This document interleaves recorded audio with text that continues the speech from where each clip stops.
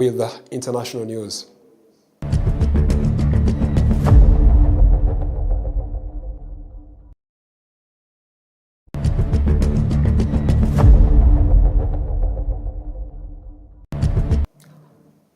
Welcome in international news. Let's go straight to United States of America.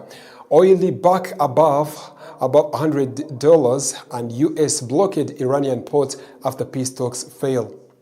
Oil prices surged back above $100 a barrel on Monday after US President Donald Trump ordered the blockading of Iranian ports following the failure of peace talks. Brent crude, the global benchmark of oil prices, jumped by 7% to $102, while West Texas Intermediate rose by 8.7 to $104.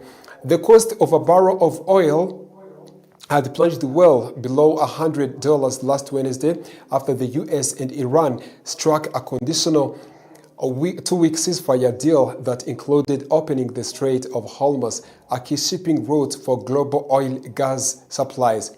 However, the failure of negotiations has raised concerns that global energy crisis will deepen. The strait, through which a fifth of the world's energy shipment powers, has become a flashpoint of the conflict after Iran retaliated against U.S.-Israel strike by threatening to attack vessels that tried to use a waterway.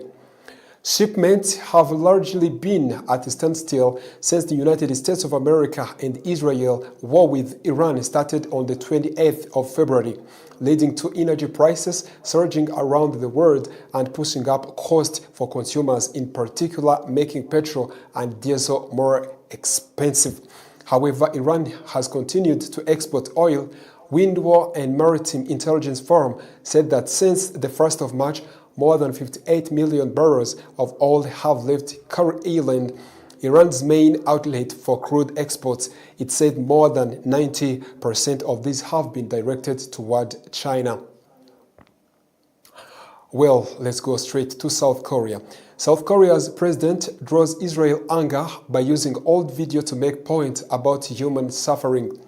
South Korea's president has angered the Israel government by sharing video on social media from 2024 that shows Israel soldiers pushing a body off a building in the occupied West Bank.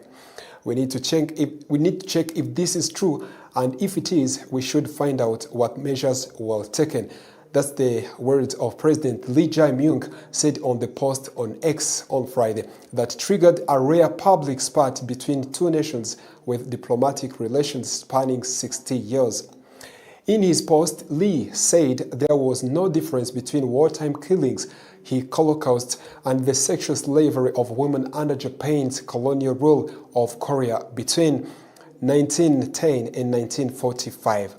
It was the reference of the Holocaust that appeared to anger the Israel Foreign Ministry, which responded in an X post on Saturday, calling Lee's remarks unacceptable. The remarks by the President of Korea, Lee Jae-myung, including the trivialization of the massacre of Jews on the eve of the Holocaust Remembrance Day in Israel, are unacceptable and warrant strong condemnation, the Israel Post said. The Foreign Ministry post added that for some strange reasons, Lee had chosen to dig up a story from 2024 and to cite a fake account that falsely presented it as a current event. The incident involving the soldiers occurred during an operation at a time when Israel soldiers were facing direct immediate threats to their lives and had been thoroughly investigated and addressed 2 years ago, the Post said without elaborating on the outcome. Mr. President, it's always better to check before posting, the ministry added. Thank you very much for being with us tonight in PACIS TV News. But before